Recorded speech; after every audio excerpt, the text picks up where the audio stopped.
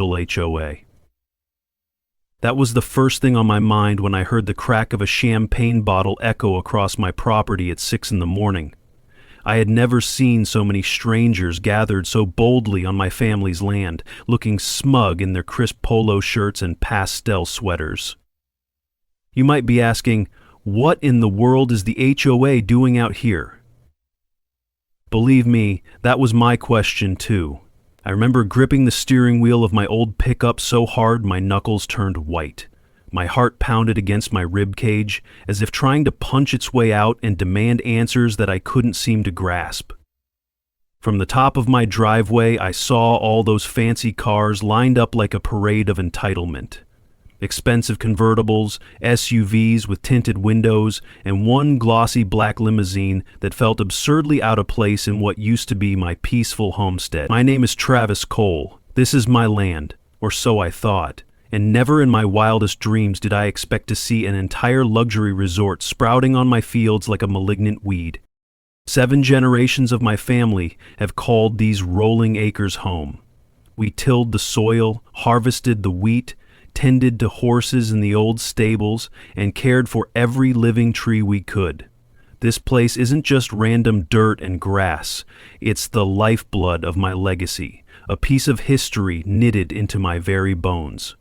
My grandfather taught me how to hitch a horse to a plow when I was still too small to lift one end of a hay bale. He always said, "Protect the land, it'll protect you." So I have, or I tried to, until the day I found that champagne-sipping crowd prancing around a newly erected billboard that read, "Willow Lakes Resort and Spa, brought to you by the Willow Bend Homeowners Association." Willow Bend? That development was half a county away. How had they extended their reach this far, and why was no one stopping them? I jumped out of my truck, my boots landing on the gravel with a crunch that felt far too loud in that early morning hush. My dog Rusty stayed in the passenger seat, growling low. I approached the crowd, scanning for someone who looked in charge. That's when she appeared, stepping out from behind the billboard in high heels that sank into my dirt. Karen Reed, president of the Willow Bend HOA. Or so she introduced herself with a perfectly manicured handshake. She had the kind of frosted blonde hair that never budged in the wind. I couldn't tell if it was sheer volume or hairspray that defied the breeze. Her eyes sparkled with a confidence that screamed, "I'll get whatever I want, no matter who I have to step on." "Mr. Cole, it's so wonderful to finally meet you," Karen said, her voice drenched in faux politeness. I had never given her permission to be on my land, but she spoke like we were old friends. The men around her, presumably board members or investors, snapped pictures of the billboard and typed furiously on their phones. One of them wore a pastel pink shirt that clashed with the dust swirling around us. He gave me a condescending nod, as if acknowledging a lesser being. I just stood there, seething inside. Karen continued, "We've made some incredible improvements. Willow Bend has voted to integrate your land into a new project that will bring major value to the community. Isn't that exciting?" I forced myself to unclench my jaw. "Exciting?" I repeated. The word came out more like a cough. "You're trespassing. That sign needs to come down, right now." Karen gave me a tight-lipped smile and gestured to the horizon. The sun was barely up, painting the sky in gold and pink, but my property was swarming with contractors in neon vests. A forklift rumbled by, hauling bundles of lumber. "Oh, it's well within our jurisdiction," Karen said, flipping her hair. "Willow Bend was granted special variance from the county. We're expanding our HOA boundaries and adjusting the official zoning. It's all legal." Nothing about it felt legal to me. My mind raced. Zoning changes? Variances? How had I missed this? I had gone through my mail every day, yet I'd never seen a single notice about any hearing or new regulations. But I knew how these organizations operated. They thrived on obfuscation, sneaking new ordinances into the back pages of local papers or scheduling public meetings when most folks were busy earning a living. My gut told me that Karen and her cronies had orchestrated something behind closed doors, greasing palms until they got exactly what they wanted. There was something predatory in the way she gazed across my fields, like a queen surveying her freshly conquered kingdom. I tried to control the tremor in my voice. This land has been in my family for generations. You can't just waltz in here and declare it part of an HOA. Where's the contract? Where's my signature? She shrugged, adjusting her designer scarf. You'll find the relevant documents have been filed, Mr. Cole. I believe you had an opportunity to respond to the integration notices we mailed out. She paused, then added with a feigned sigh. But, well, we never heard back from you. I thought about all the junk mail I had thrown out over the last few months, the typed notices that sometimes landed in my mailbox with official-sounding titles. This was a dirty trick indeed. A few unremarkable envelopes among countless flyers and ads, none of which I gave a second glance. It was cunning, it was sly, it was typically how these overreaching HOAs hoodwink unsuspecting landowners. And now it looked like I had inadvertently ignored the very warnings that might have saved me from this fiasco. Karen turned to the men behind her and clapped her hands. Let's proceed. We have a schedule to keep, and I'd like those foundation pillars laid by the end of the week. She flashed me a sweet smile that made my stomach tighten with anger. I do hope we can work together cooperatively, Mr. Cole. You might even find a benefit or two in joining our wonderful community. My heart hammered in my chest as I watched them scatter toward various tasks. The morning air reeked of arrogance. But I needed more information. Barreling forward in a blind rage wouldn't help, so I swallowed my pride, forced my clenched fists to relax, and tried to think logically.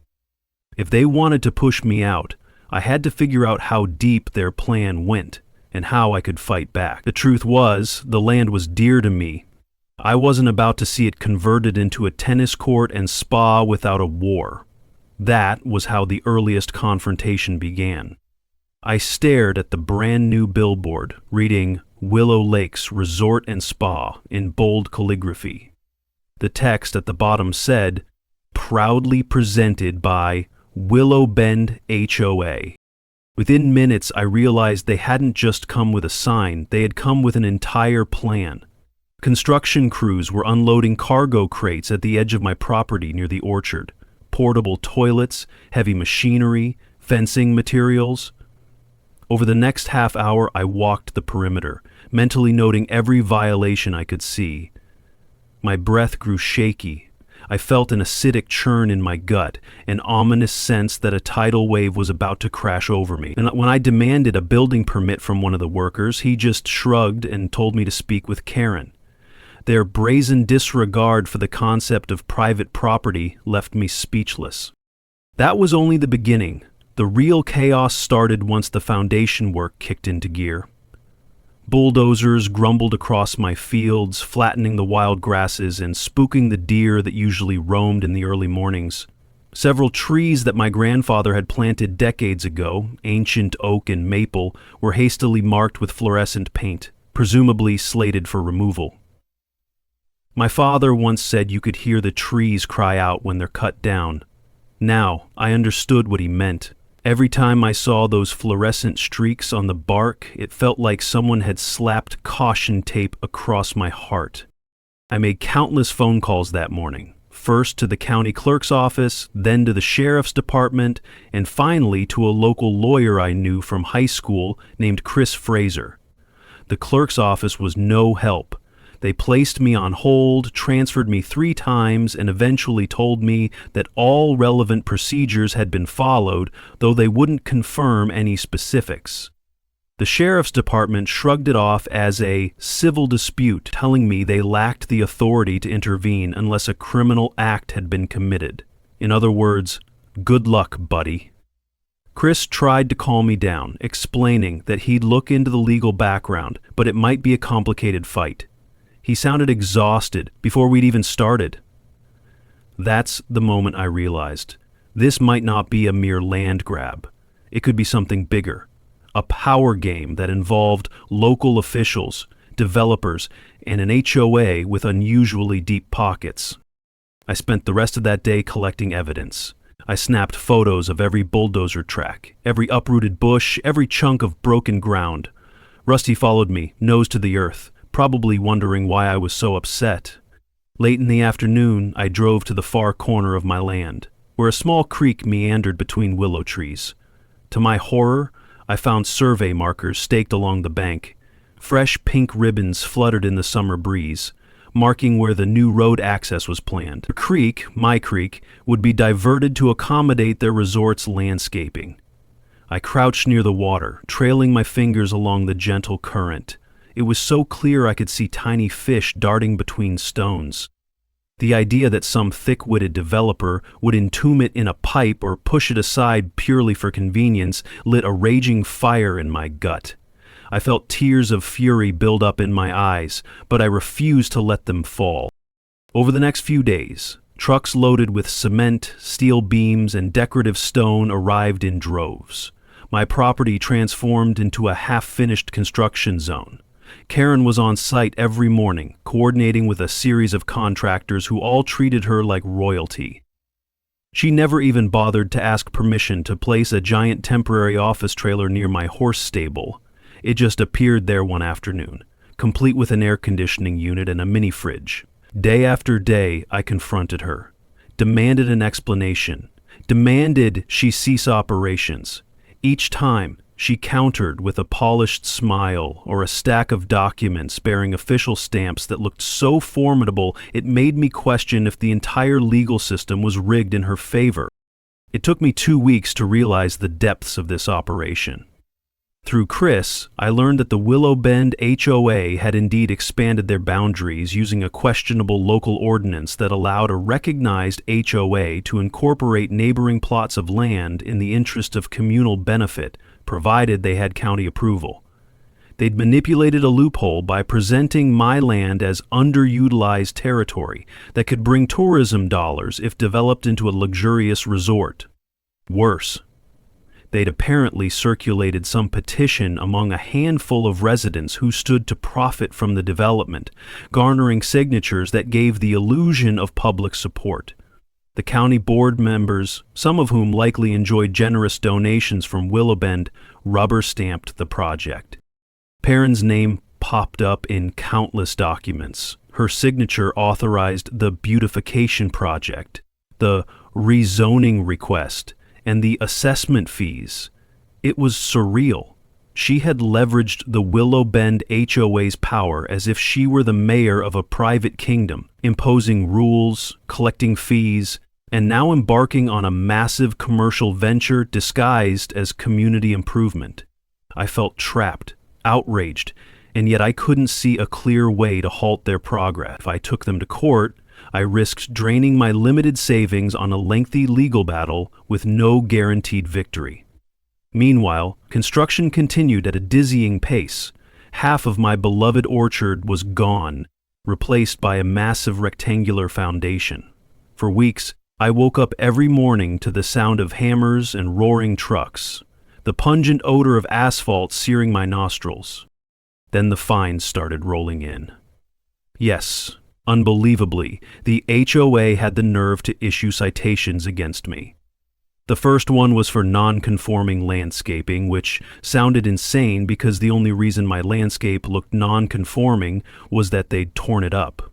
Then they claimed my old barn violated some arbitrary aesthetic code.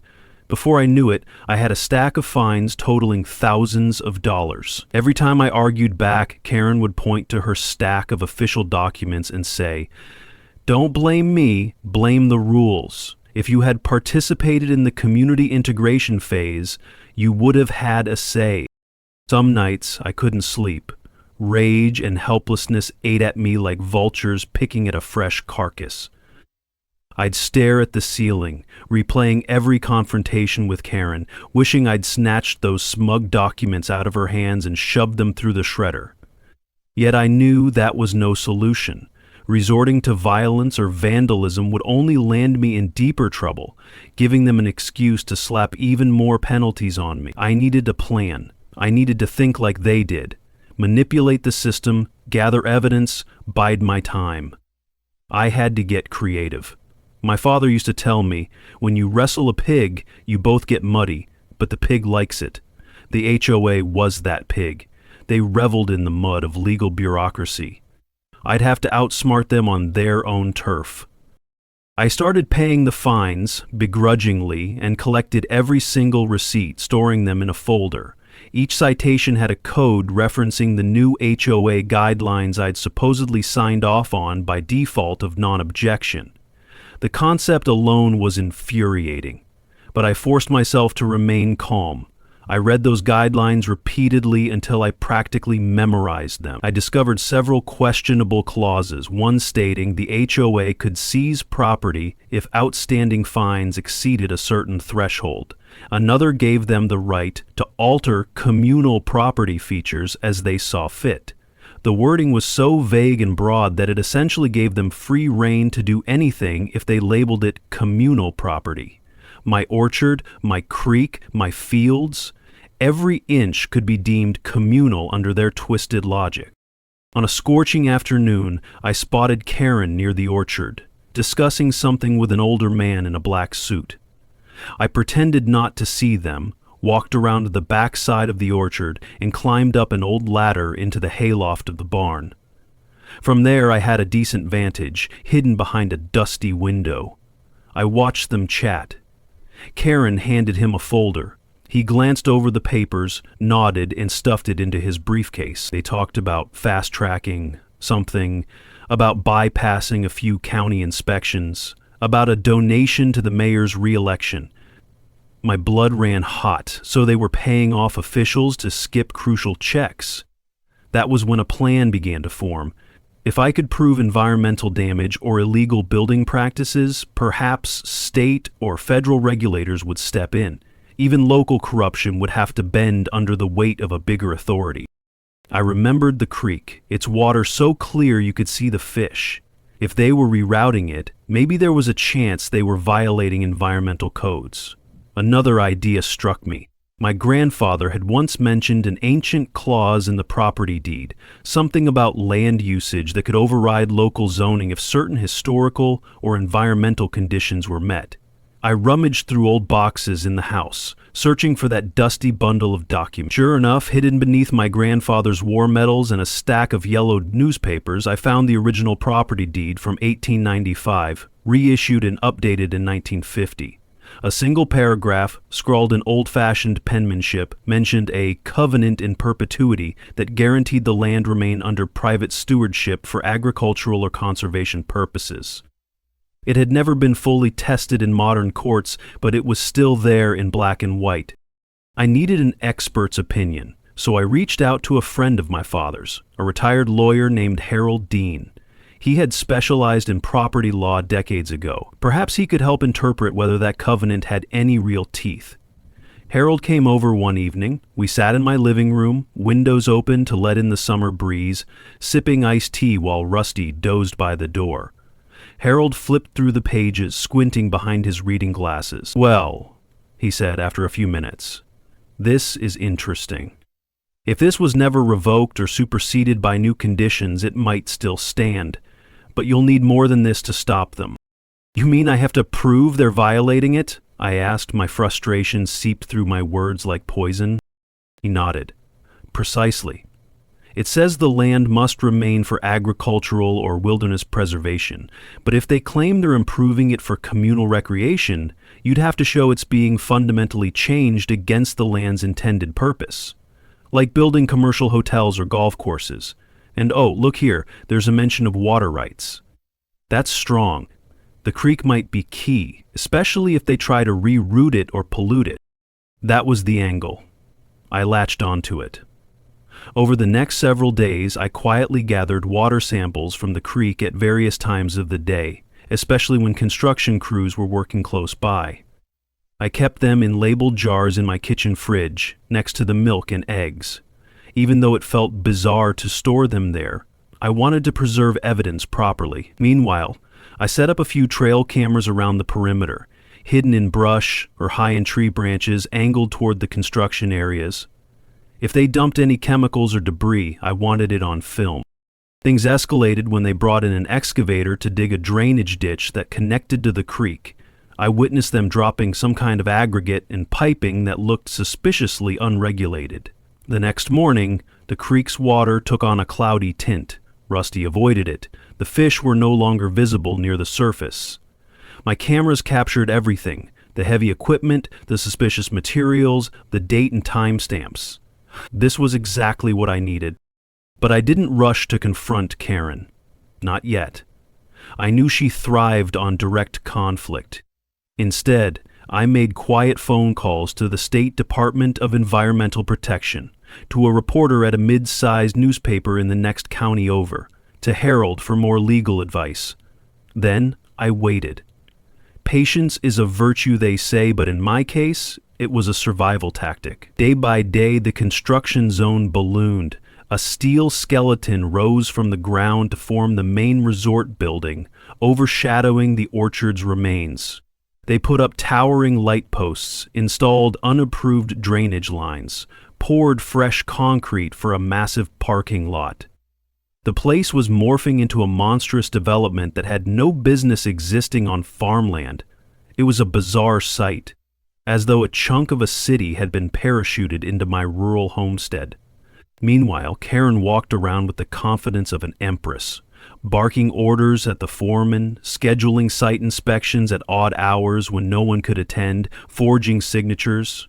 At least that was my suspicion. I still had no direct proof, but I had enough circumstantial evidence to suspect her involvement ran deeper than a simple HOA presidency. Rumors began floating around that some big real estate investors were behind the funding, and Karen was their face, ensuring the veneer of a legitimate community project, while they raked in potential millions from unsuspecting buyers looking for a luxury retreat. I overheard one conversation where a bored-sounding marketing rep was discussing pre-seller resort memberships on my land, as if it were a done deal. My anger simmered steadily, like a slow boil that threatened to erupt. What truly broke me was the day I found a notice taped to my front door demanding access to my house for an HOA property inspection. They claimed they needed to evaluate compliance with communal standards. My personal living space had nothing to do with their resort fiasco. This was pure intimidation. I tore the notice from the door, crumpled it in my fist, and decided that enough was enough. If they wanted a fight, I'd give them one, but I'd do it on my terms, smartly, systematically, using the evidence I'd painstakingly gathered. Around that time, Chris, my old high school friend turned lawyer, managed to schedule a meeting with the county commissioner. Chris and I drove to the county building, a squat concrete structure with scuffed linoleum floors. I carried a binder stuffed with photographs, typed notes, water samples, and a summary of the old covenant. The commissioner, a tired-looking man with thin gray hair, shifted uncomfortably as we laid out the scope of Willow Bend's actions. I could tell he was looking for a way to dismiss me, maybe suggest we work it out amicably. But once I showed him evidence of potential environmental violations, I saw a flicker of concern in his eyes. Environmental issues brought agencies far beyond the local level. He stammered something about needing to consult with state officials. Chris seized the moment, pressing him for an immediate halt to construction, pending investigation. The commissioner said he'd look into it, but refused to commit to a full stop. Even so, a seed was planted. Sometimes that's all it takes. 2 days later, the local paper ran a small article. Complaints arise over Willow Bend Resort construction. Environmental concerns emerge. It was a modest piece, barely a few paragraphs, but it was enough to bring the first wave of scrutiny. People started talking. Local farmers dropped by my place, telling me how they'd also received strange mail from the HOA, how they worried about property lines and water usage. Some pitched in, letting me store more cameras on their lands, or offering to sign a petition. A grassroots resistance began to form, albeit slowly and cautiously, because the HOA had so much sway in local politics. But the momentum was there. A faint rumble of discontent starting to reverberate under Karen's carefully manicured empire. Karen reacted swiftly. She organized a town meeting at the new resort site, an obvious PR move. I went, half expecting security to bar me from entering, but they let me through. The unfinished lobby of the resort building was filled with folding chairs, potted plants and a makeshift stage with a microphone. Karen wore a fitted blazer, her hair pinned into a professional updo, beaming like a benevolent savior. Posters displaying glossy renders of the completed resort lined the walls. Smiling families at a pool, couples dining at an upscale restaurant, kids splashing in a water park. It made me sick to think they wanted to build all that right over my farmland, ignoring the natural beauty that once thrived there. She spoke eloquently, praising Willow Bend's community values, promising economic prosperity, job growth, even scholarships, if we all just got on board. Then she brought out a county official who spouted lines about increased tax revenue and modernization, clearly reading from a prepared script. When the Q&A portion arrived, I stood up, introduced myself, and asked Karen to address the environmental impacts and the potential destruction of my historically protected farmland. She dismissed me in front of everyone, referencing her thick legal binder and claiming all official procedures were followed to the letter. The crowd grew uneasy. Some folks murmured, some wanted to ask questions, but she cut the meeting short, citing safety concerns about the construction zone. It was a sham, a carefully orchestrated propaganda show. I left fuming, but I also left determined.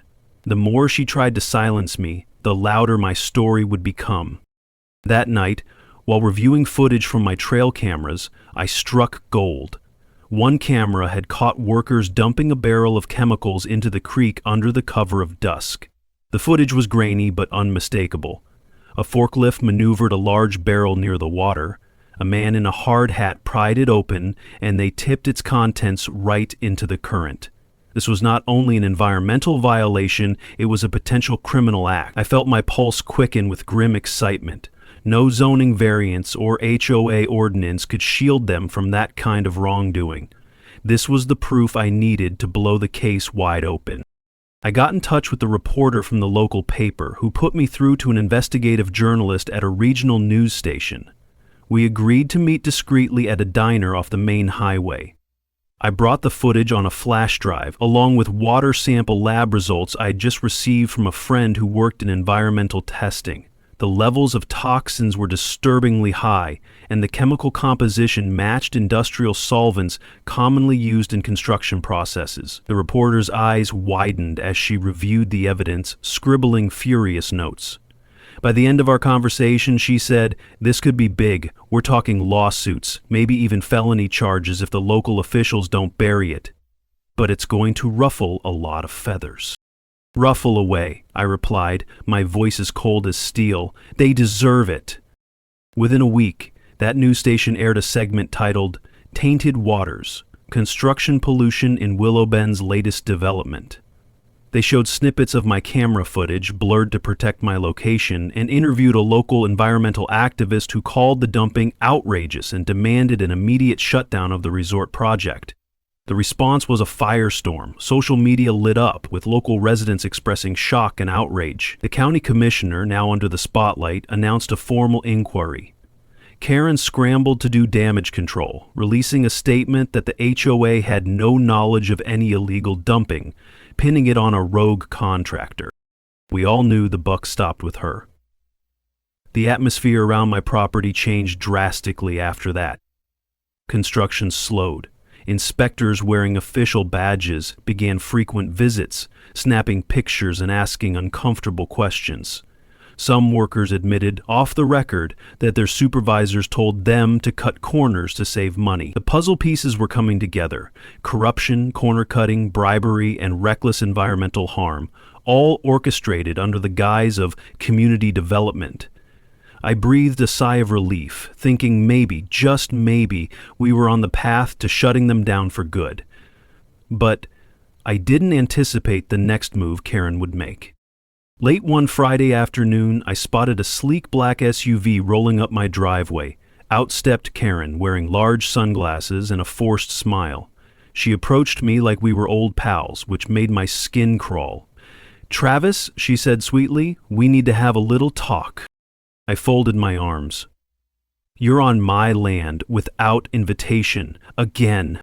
She shrugged, removing her sunglasses and hooking them onto the collar of her blouse. "I came to offer you a deal. something that might benefit us both. Think of it as a compromise." I raised an eyebrow. "A compromise? You mean you'll tear down that monstrosity and leave me and my land in peace?" She let out a half laugh.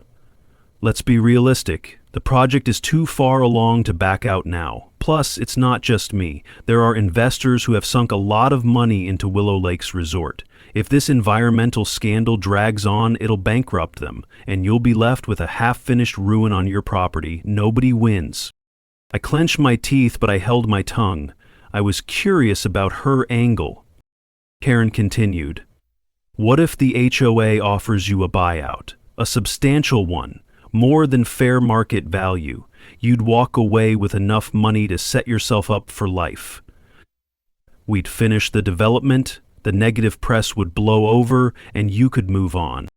For a moment I couldn't speak. Then I let out a scoffing breath. "You trespassed, you bulldozed, you polluted my creek, and now you want to buy me off?" She turned her palms upward, a gesture of mock sincerity. "I'm offering you a chance to avoid years of legal battles. Think about it. Don't you want to be free of this mess?" There was no remorse in her tone, just calculation. If anything, she seemed annoyed that she had to make such an offer, as if it bruised her ego. Yet a small, traitorous part of me did wonder, could I put an end to all this suffering by simply selling the land? My father, my grandfather, they'd likely roll in their graves. But the possibility of a life free from constant conflict, with a big chunk of change in my pocket? It was tempting. Then I thought about the orchard, the creek, the legacy. The money would mean nothing if I sold out my heritage. Not to mention the devastation this resort would cause to the environment and the local community. They'd funnel in tourists, drive up property taxes, push out small farmers. No. I shook my head. My answer is no. I'm going to fight this, and you'll regret every inch you tried to steal. Karen's lips tightened, her eyes flickered with scorn. So be it. She whirled around, heading back to her SUV, the gravel crunching under her expensive heels. "You'll regret this," she called over her shoulder. "I guarantee it." I stood there, breath trembling in my chest, watching the dust swirl in her wake. Somehow that moment felt like the official beginning of an all-out war. Over the next weeks, the tension only escalated. Fines kept coming, though I dutifully paid them to avoid giving them leverage. My phone buzzed constantly with new tips about the resort's illegal activities, falsified building inspections, hush money for certain local politicians. The local news station aired a follow-up piece featuring interviews with outraged residents. A federal environmental agency rep arrived for a surprise inspection, scouring the site for evidence of contamination. Word on the street was the state attorney's office had opened an investigation into possible fraud. Karen tried to keep the resort operational, but cracks began to show. Some contractors pulled out, not wanting to be associated with a scandal. Investors started demanding updates, pushing for damage control. In the midst of this turmoil, I re-examined everything. If they were desperate enough to offer me a buyout, that meant the meltdown was costing them a fortune. And in the back of my mind, a devious thought began to form. A strategy so unexpected that I almost felt guilty for even considering it. But after all I'd endured, guilt was overshadowed by a burning need for justice. And maybe just a hint of revenge. If they wanted to buy me out, then I would push them to do exactly that, but on my terms. I could keep fighting purely out of principle, or I could turn their greed against them, exploit the labyrinth of legalities to secure a victory that would echo for generations. I recalled an old phrase, if you can't beat 'em, make 'em pay through the nose.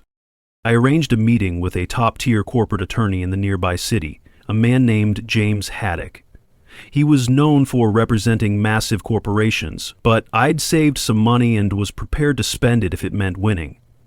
James listened quietly as I laid out the facts. The land covenant, the environmental violations, the mounting legal pressure. Then I told him my plan. I wanted to leverage the covenant to file a property claim that would effectively freeze all development, forcing the investors' hands. Then, once they were cornered, I'd entertain a buyout. But not just any buyout. I wanted an astronomical figure that would make them bleed, a sum so large it would sting them harder than any environmental fine. James tapped his pen on the edge of his desk, intrigued. "It might work," he said at last. "They are desperate to salvage this project. If they see you have a surefire legal means to shut it down, they might cave. But we'll need timing and a very well-orchestrated approach." "Whatever it takes," I replied, feeling a surge of determination. "I want them to feel the kind of helplessness they inflicted on me." James nodded, closing the file. "Then we'll do it." We moved swiftly. James filed an emergency injunction based on the old covenant, citing irreparable harm to the property's natural state and water resources. Simultaneously, Chris and I fed more evidence to the press, ensuring that public opinion was turning against Willowbend. Karen tried to push back, claiming we were exploiting archaic loopholes. The hypocrisy made me laugh out loud.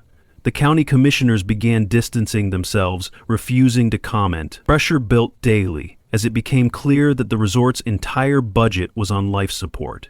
That was when Karen requested a private negotiation session. James insisted we hold it on my property, specifically in the half-demolished barn, so the setting would underscore who truly owned the land. When Karen arrived, flanked by 2 lawyers and an investor who looked about ready to implode from stress, she seemed more subdued than usual, but the tension in her jaw betrayed her anger. We sat around a makeshift table, an old door balanced on 2 sawhorses.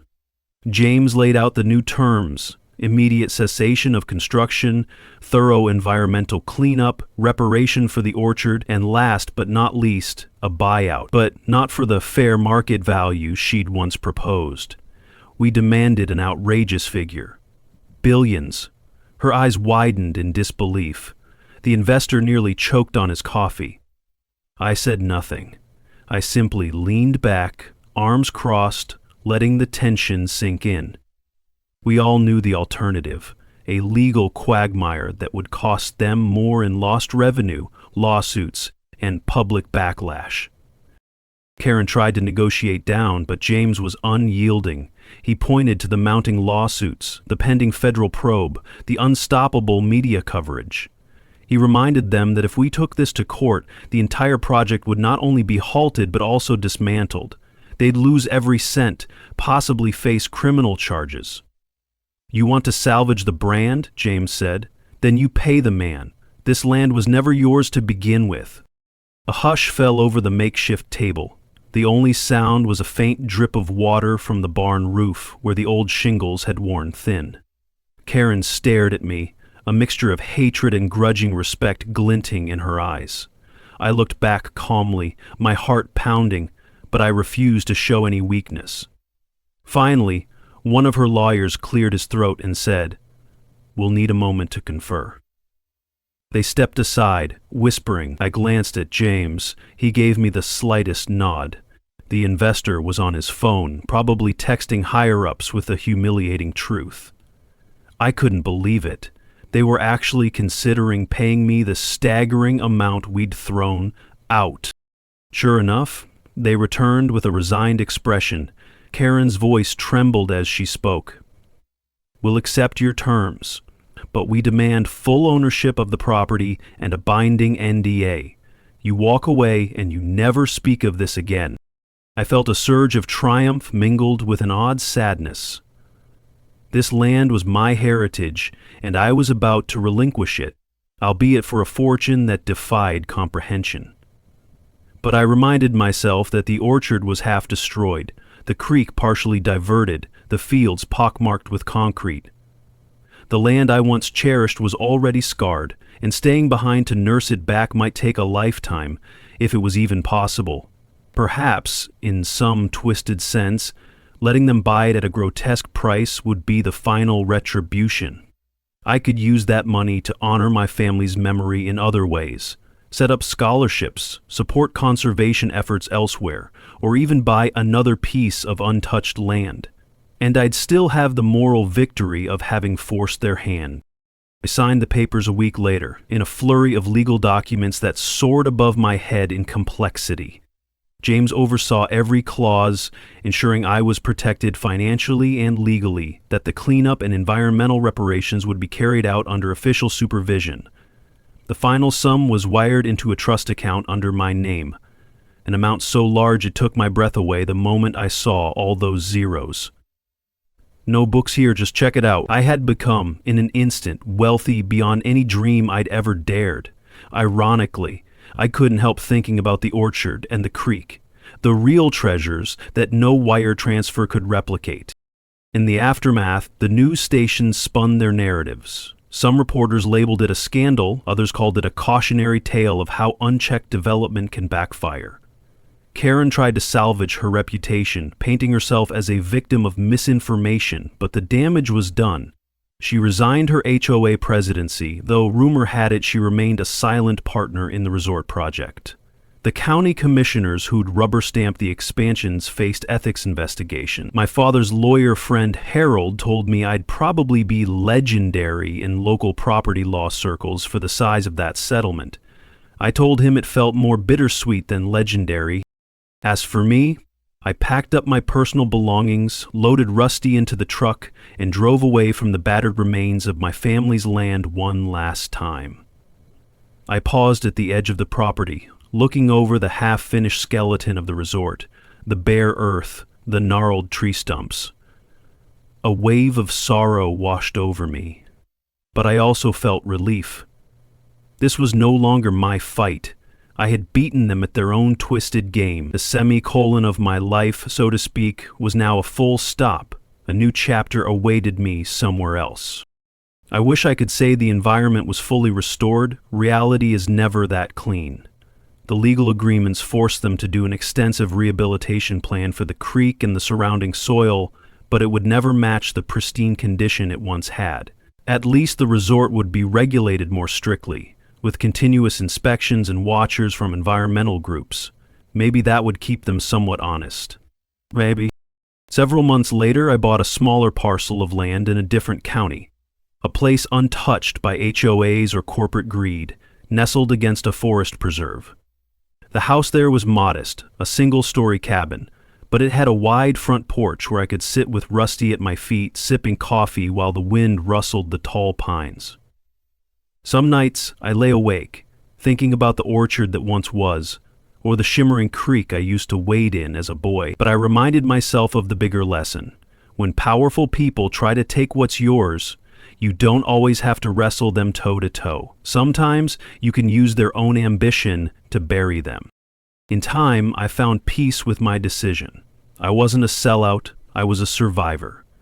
I used part of the payout to establish an environmental nonprofit named after my grandfather. We fund local farmers who practice sustainable agriculture, and we provide scholarships to students pursuing environmental science.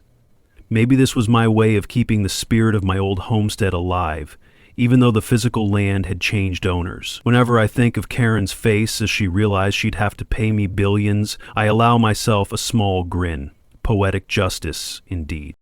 Sometimes I hear rumors that the Willow Lakes Resort is floundering. The investigations, the negative press, and the ongoing environmental oversight made it a money pit for new investors.